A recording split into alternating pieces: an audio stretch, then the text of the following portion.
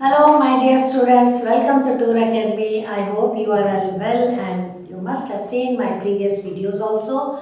और आज का जो मेरा टॉपिक बहुत ही इम्पोर्टेंट टॉपिक है, जैसा कि मैंने कहा है कि अब मैं डिफरेंट डिफरेंट चैप्टर्स के इम्पोर्टेंट टॉपिक्स हम डिस्कस करेंगे। तो उसमें आज मेरा टॉपिक है हेरिडिटी। चैप्टर का एक्चुअली नाम है हेरिडिटी एंड ऑर्गेनिक एवोल्यूशन। पर उसका जो ऑर्गेनिक एवोल्यूशन जो मुझे बहुत ही इंटरेस्टिंग लगता था और मुझे बहुत मज़ा आता था बच्चों को पढ़ाने में, वो अब डिलीट हो गया है। सो अभी सिर्फ हेरिडिटी रह गया है। सो उसी के कुछ इंपॉर्टेंट टॉपिक्स आज मैं डिस्कस करूँगी। I am Jasveer Kaur from tour academy. तो लेट्स स्टार्ट। तो फर्स्ट है हेरिडिटी का मीनिंग क्या होता है। हेरिडिटी का मतलब होता है transfer of characteristics from one generation to another generation. जब एक जनरेशन में during sexual reproduction lot of changes take place in the body, so अगली जनरेशन में यू कैन सी वही कैरेक्टरिस्टिक्स कुछ उसमें से देखते हो और कुछ नहीं देखते हो। तो हेरिडिटी का मतलब तो ये है कि transfer of characteristics from one generation to another generation is known as heredity, right. और जब भी whenever we talk about heredity, there are some terms which we are going to use again and again. हम कुछ terms बार बार use करेंगे और वो terms हमारी कौन सी है, क्रोमोसोम्स है, डीएनए है, जीन्स है, वेरिएशन है, जेनेटिक्स है। और ये कुछ ये ग्रेगर जॉन पेंडल ने कुछ एक्सपेरिमेंट भी किए थे, उनके बारे में भी मैं आज डिस्कस करूँगी। तो सबसे पहले जो हम टर्म्स इसमें बार बार यूज़ करेंगे वो है like chromosomes. As in your 9th class में आपने already you have studied about structure of atom. तो उसमें जो सेंट्रल पार्ट है दैट इज़ न्यूक्लियस, उसमें हमने छोटे छोटे थ्रेड लाइक स्ट्रक्चर ड्रॉ किए होते हैं और उनको वी कॉल दैट क्रोमोसोम्स। तो क्रोमोसोम्स का इसमें बार बार यूज़ होगा। Now what are chromosomes? Chromosomes are actually hereditary material. During sexual reproduction ये क्रोमोसोम्स में ये डिवाइड होते हैं और पेरेंट्स में रह जाते हैं और कुछ आगे उसमें से जो डिवाइड है, जो मल्टीप्लाई होके आगे क्रोमोसोम्स नेक्स्ट जनरेशन में ट्रांसफ़र होते हैं। So transfer of chromosomes takes place from one generation to another generation heredity में, during heredity. This is known as heredity.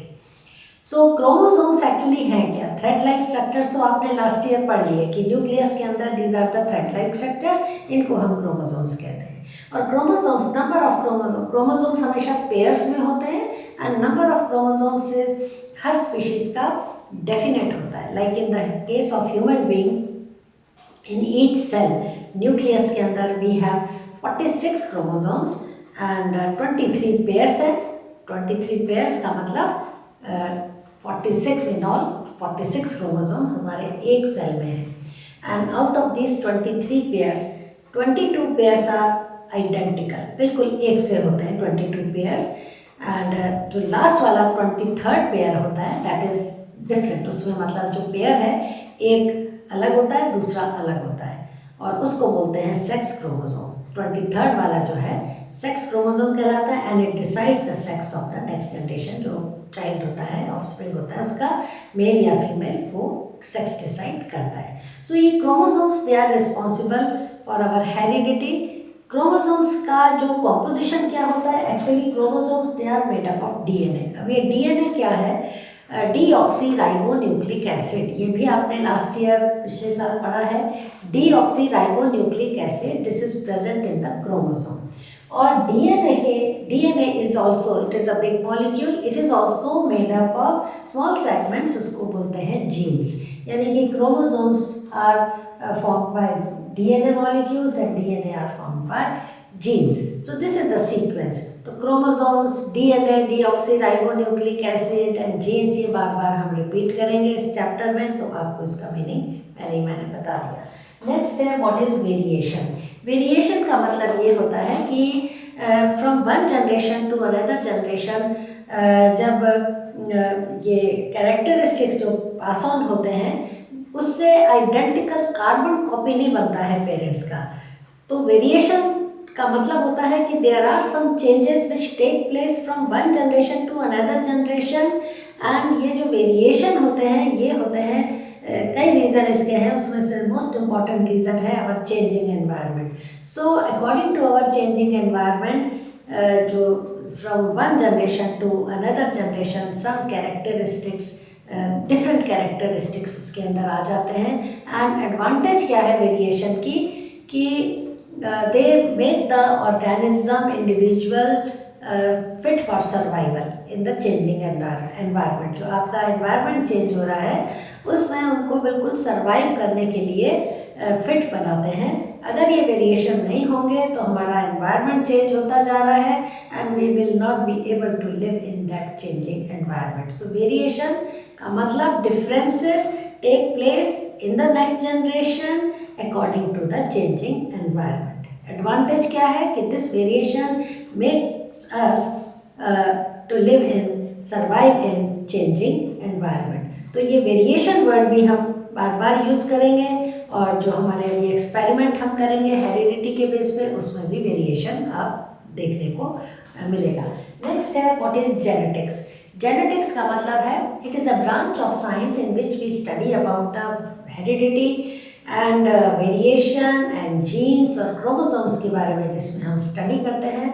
That branch of science is known as genetics. तो अभी ये जो chapter है आपका पूरा हेरिडिटी का ये जेनेटिक्स है। इसमें वी विल स्टडी अबाउट कि कैसे कैरेक्टरिस्टिक्स कौन से कैरेक्टरिस्टिक्स आगे आते हैं, कौन से कैरेक्टरिस्टिक अपीयर होते हैं और कौन से नहीं अपीयर होते हैं, डोमिनेंट एंड कुछ रिसेसिव एंड डोमिनेंट जीन्स, इन सब के आगे मैं आपको बताती हूँ। लेकिन इस सबसे पहले you should be familiar with Gregor John Mendel. He is the man. ये एक बॉटनिस्ट कह लो या वैसे तो ये एक प्रीस्ट था चर्च में जिसने डिफरेंट प्लांट्स के ऊपर एक्सपेरिमेंट करके ही explained about the laws of inheritance कि कैसे when characteristics they are transfer from one generation to another generation. तो उसमें जो जो भी इम्पोर्टेंट थिंग्स हैं वो सारी इसने हमें बताई थी।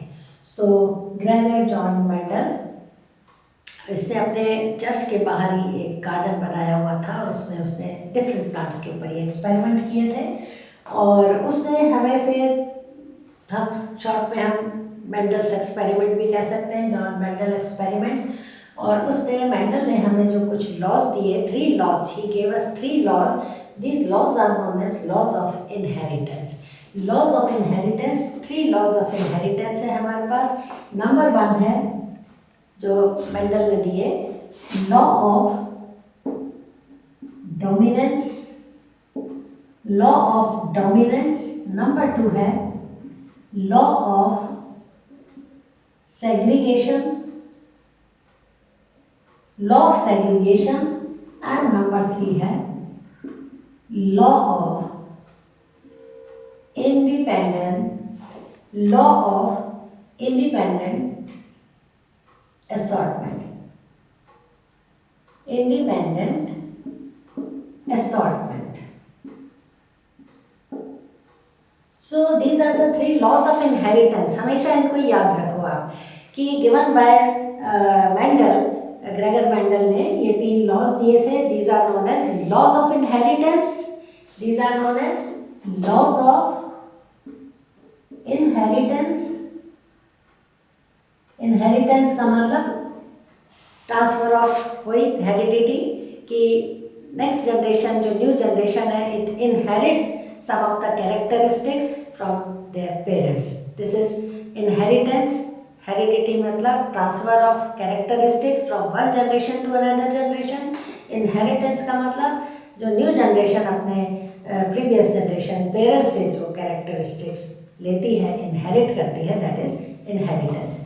सो इनहेरिटेंस के बेस पे जो ग्रेगर मेंडल ने जो हमें 3 लॉज दिए, लॉ ऑफ डोमिनेंस उसका मीनिंग मैं भी आपको बताती हूँ, law of segregation and law of independent assortment. These are the 3 laws of inheritance, right, given by Gregor John Mendel. इसके बाद हम आगे बढ़ते हैं। कुछ ये तीनों लॉज अभी जो मैं आपको मोनोहाइब्रिड क्रॉस बताऊंगी, एक्सपेरिमेंट कंडक्टेड बाय मेंडल, उसमें ये तीनों लॉज आपको एक्सप्लेन करके बताऊंगी कि कहाँ उसका लॉ ऑफ डोमिनेंस यूज़ हो रहा है, कहाँ लॉ ऑफ सेग्रीगेशन एंड कहाँ पर law of independent assortment, right. इसके बाद आ जाता है कुछ इंपॉर्टेंट टर्म्स जो मेंडल ने एक्सपेरिमेंट किए थे, उसमें हम वो टर्म्स यूज़ करेंगे। Like number one, what is phenotype and genotype? Phenotype and genotype, these are the two terms again and again we are going to use in Mendel's experiment. तो phenotype क्या होता है? External appearance of the individual. In the next generation जो नए individuals बनते हैं तो उसमें जो उनकी external appearance, may be plants, may be animals, human being कोई भी है, उनकी जो एक्सटर्नल अपीयरेंस है जो बाहर से दिखती है, that is known as phenotype. उसमें क्या चेंजेस आए वो हमने देखना है। And number two is genotype, उसके जेनेटिक कॉन्स्टिट्यूशन में क्या चेंज आए in the next generation, that is known as genotype. Right, दोबारा मैं बताती हूँ what is the meaning of phenotype. External appearance of individual, चाहे वो प्लांट्स हों, प्लांट्स के एक्सटर्नल अपीयरेंस में क्या चेंजेस आए, और जीनोटाइप मीन्स इंटरनल, जो हमें दिखाई नहीं दे रहे हैं बाहर से, हमारे जेनेटिक कॉन्स्टिट्यूशन में क्या चेंजेस आए, those are known as genotype. उसके बाद आ जाता है what is dominant and recessive jeans.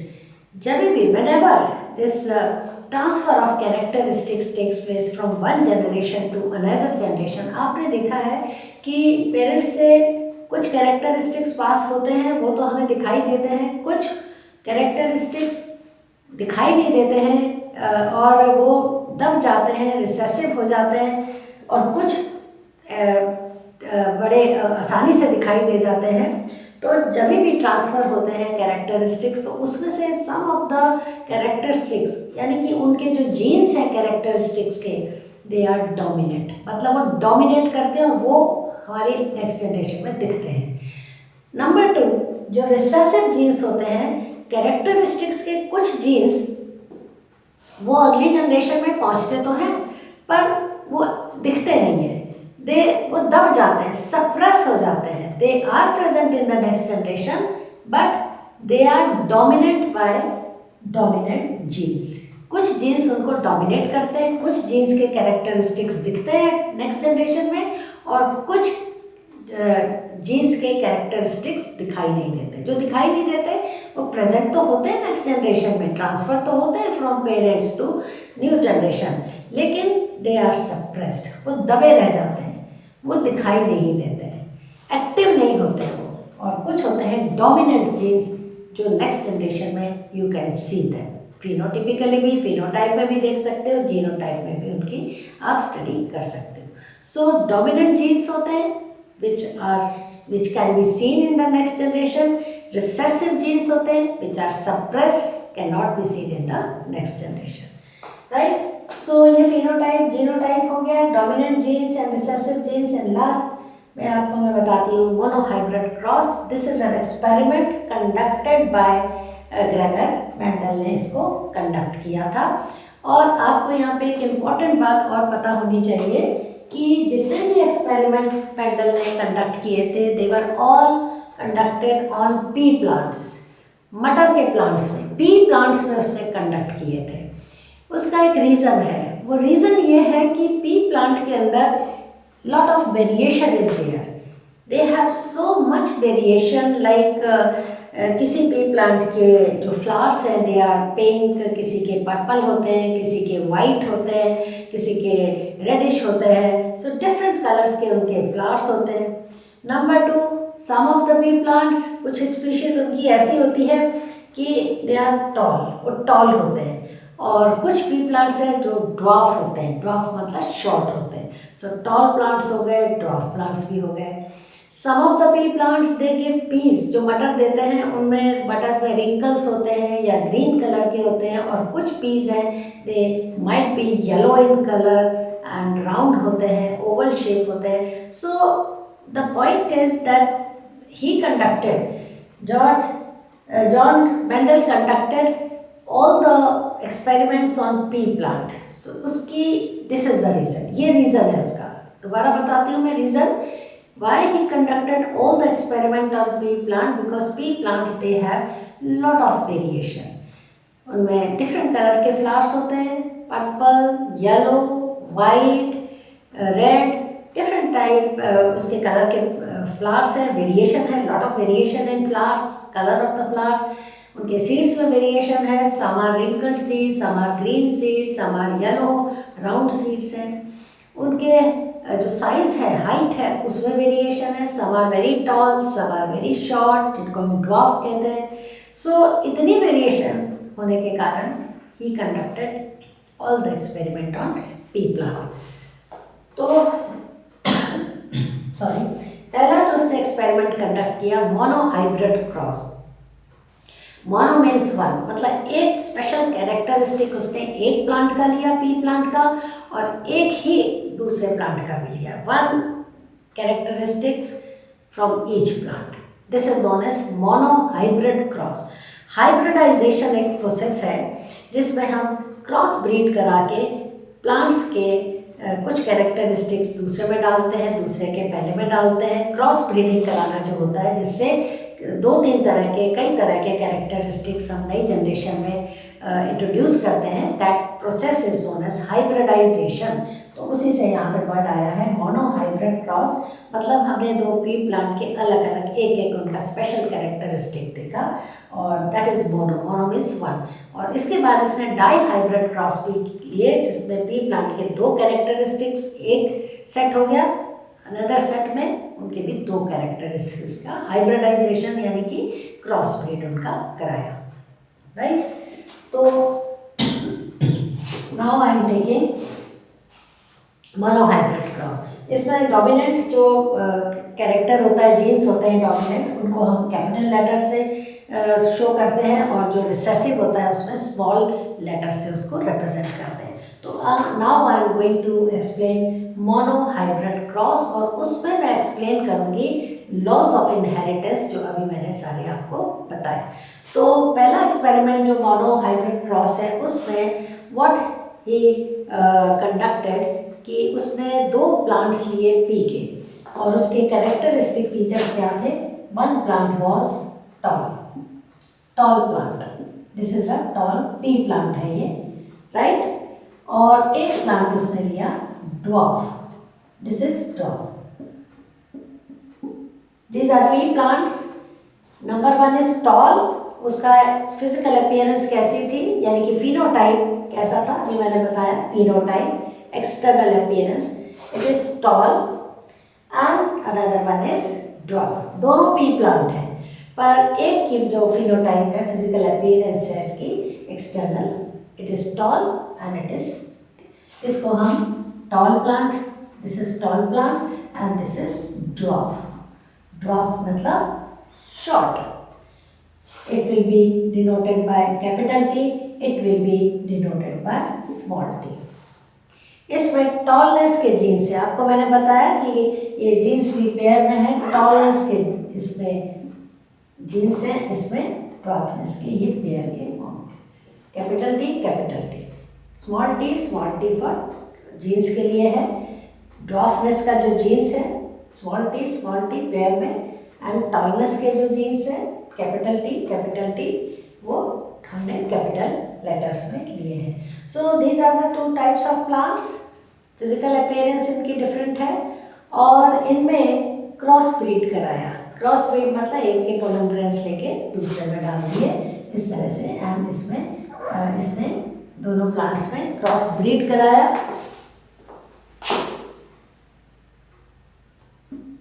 Cross breed इसके अंदर कराया, इसके पोलन ग्रेन्स लेके इसमें डाल दिया, या इसके पोलन ग्रेन्स लेके इसमें डाल दिए, सो क्रॉस ब्रीडिंग हुई।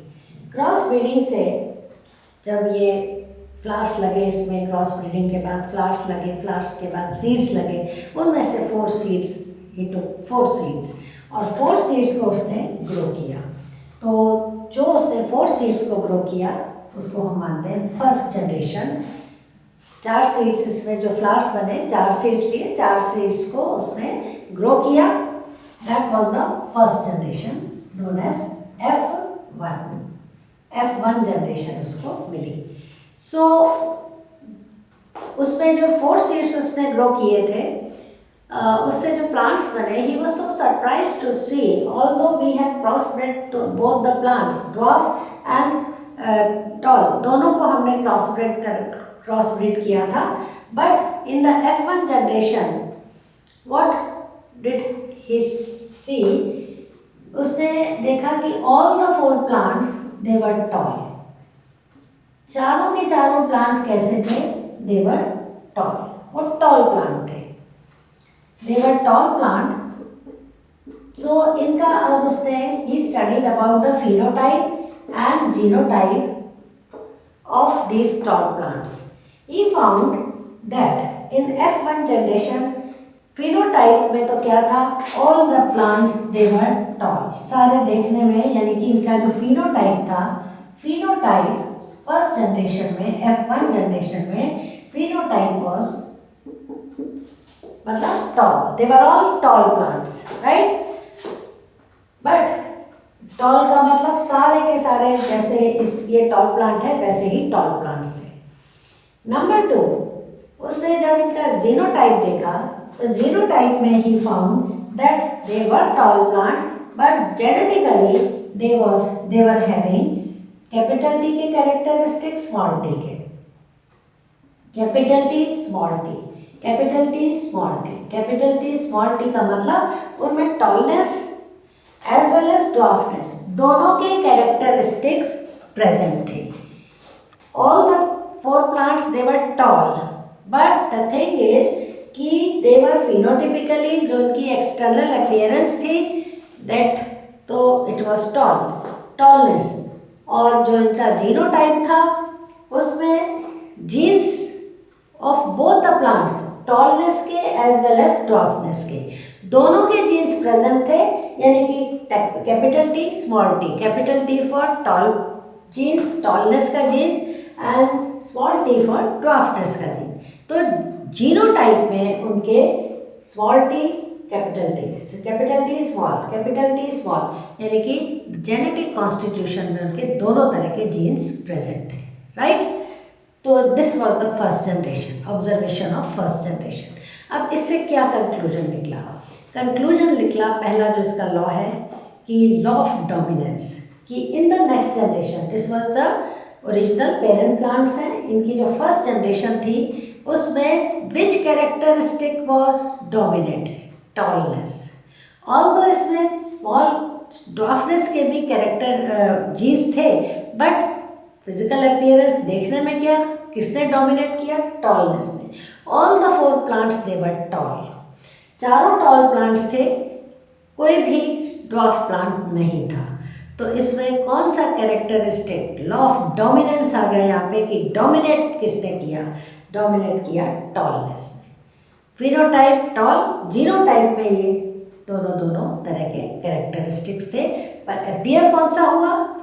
एक्सटर्नल अपीयरेंस में अपीयर कौन सा हुआ? Tallness, right? So tallness was dominant, capital T से हमने इसको डिनोट किया। अब क्या हुआ कि इसमें से 2 प्लांट इसने लिए, इसमें से 2 प्लांट लेके उनका क्रॉस ब्रीड करा दिया, सपोज इन दोनों का क्रॉस ब्रीड करा दिया, और उसके बाद he saw the F2 generation. F2 generation, F2 generation में क्या देखा उसने? F2 जनरेशन में इसने जो क्रॉस ब्रीड कराया और उनसे जो फ्लावर्स लगे उनके फिर 4 seeds, he took 4 seeds and उसने ग्रो किए। जब उसने चारों सीड्स इसमें से ग्रो किए F2 जनरेशन में, अगेन ही वाज सरप्राइज्ड। क्या देखा उसने? उसने देखा कि 3 प्लांट्स तो अभी भी टॉल हैं, लॉ ऑफ डोमिनेंस आ गया। 3 plants still they are tall, external appearance में, फिनोटाइप में 3 plants are still tall and 1 plant short भी देखा, dwarf. This was the F2 generation. अभी भी 3 plants तो tall थे और 1 plant था dwarf. This was the phenotype. तो phenotype कैसा था इनका? phenotype मतलब external appearance, बार बार आपको मैं बता रही हूँ, phenotype means external appearance कैसी थी? Out of 4 plants, 3 were still tall and 1 was dwarf. यहाँ पे आपका लॉ ऑफ डोमिनेंस के साथ साथ दूसरा भी आ गया, लॉ ऑफ सेग्रीगेशन, कि जो आपके कैरेक्टरिस्टिक्स इसके थे, अब वो सेग्रीगेट हो गए। एक में अलग से भी अपना शॉर्ट ड्वार्फनेस का प्लांट एक बना, और इनका जो जीनोटाइप था, जीनोटाइप कैसा था इनका? जीनोटाइप इट वाज ये जो प्लांट था फर्स्ट वाला, इसका जीनोटाइप था कैपिटल टी कैपिटल टी। मतलब कि इसमें जो दोनों कैरेक्टरिस्टिक्स टॉलनेस के ही थे, दोनों जीन्स के कैरेक्टरिस्टिक्स कौन से थे? टॉलनेस के। Both the genes they were carrying tallness characteristics, capital T capital T.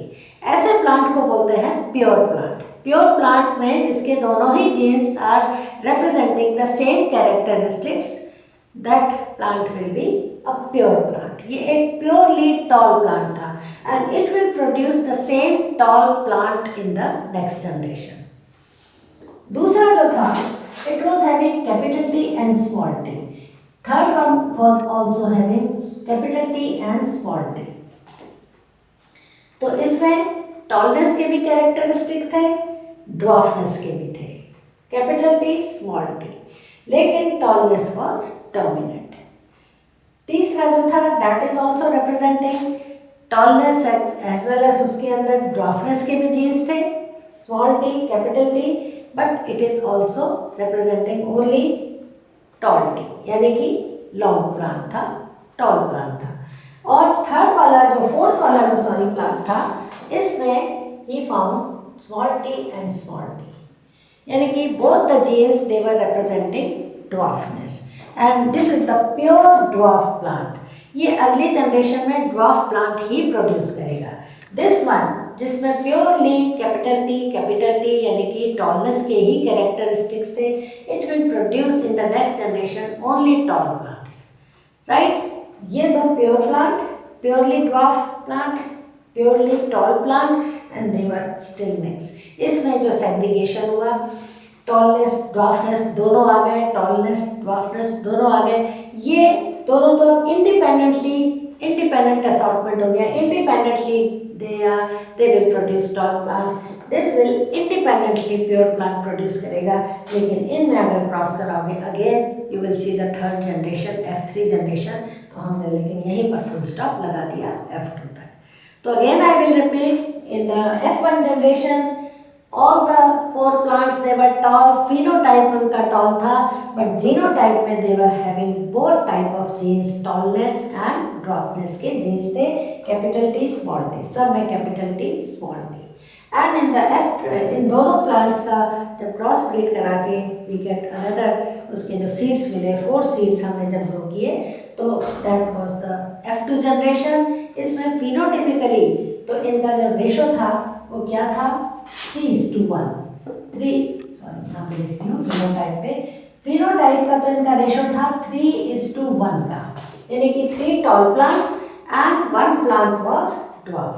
3:1 का इसका रेशो था। ये आपको याद रखना है, आपके क्वेश्चंस में, आपके जो MCQs में ये पूछ सकते हैं कि F1 जनरेशन में फिनोटाइप का रेशो, माइंडेड, फिनोटाइप का रेशो था 3:1 का, दैट इज 3 टॉल 1 ड्वार्फ। और जीनोटाइप का क्या रेशो था, 1:2:1। What does it mean? One plant was pure plant having both the genes of tallness। बीच के जो दोनों plants हैं they were impure। impure plant का मतलब होता है they were having the mixed characteristics tallness as well as dwarfness। and the third one, ये one का मतलब third is again a pure plant। pure क्या था इसमें, both the genes are representing dwarfness, short plant। तो ये purely आगे सिर्फ ड्वार्फ प्लांट प्रोड्यूस करेगा आगे जाके, ये प्योरली टॉल प्लांट, और ये मिक्स है, might produce tall, might produce short. So this was the observation result of monohybrid cross. 3:1 का फिनोटाइप का रेशो F2 जनरेशन में, और जीनोटाइप में 1:2:1। 1 टॉल, 2 मिक्स, टॉल है देखने में पर है मिक्स अंदर से genetic constitution, and 1 is pure plant. 1:2:1, और फिनोटाइप में 3 टॉल 1 शॉर्ट, 3:1 का रेशो। सो आपने ये एक्सपेरिमेंट में फिनोटाइप भी बताना है F1 जनरेशन में, F2 जनरेशन में, और जीनोटाइप भी बताना है, ठीक है। सो this was all about today and heredity. तो मैंने आज इसमें आपको कई सारी चीज़ें बताई हैं, chromosome, DNA, genes, variation, advantage क्या है वेरिएशन की, जेनेटिक्स क्या है, एंड ग्रेगर जॉन मेंडल ने एक्सपेरिमेंट किए पी प्लांट पे किए, क्यों किए पी प्लांट पे, क्या एडवांटेज थी उसकी, फिनोटाइप जीनोटाइप आपने यूज़ किए वर्ड्स अभी इसमें। डोमिनेंट, अब इसमें कौन सा डोमिनेंट जीन है, टॉलनेस का इस एक्सपेरिमेंट में। रिसेसिव कौन है, ड्वार्फनेस का, तो दब गया। एंड मोनोहाइब्रिड क्रॉस में सारा एक्सपेरिमेंट आपको एक्सप्लेन किया। So this is all about today. और आप इसको, मेरे वीडियो को आप 2-3 बार देख लोगे, आपके लिए बिल्कुल ये नया टॉपिक है। अभी इससे पिछली क्लासेस में आपने बिल्कुल भी इसके बारे में नहीं पढ़ा है, हेरिडिटी एंड जेनेटिक्स के बारे में। सो प्लीज़ 1-2 बार आप इसको पढ़ लेना। आपका ये ऑलमोस्ट मेरा चैप्टर ख़त्म हो गया है। नेक्स्ट वीडियो में डाई हाइब्रिड क्रॉस भी आपको बता दूंगी, that is slightly more complicated as compare to monohybrid cross. So thank you so much for watching my video.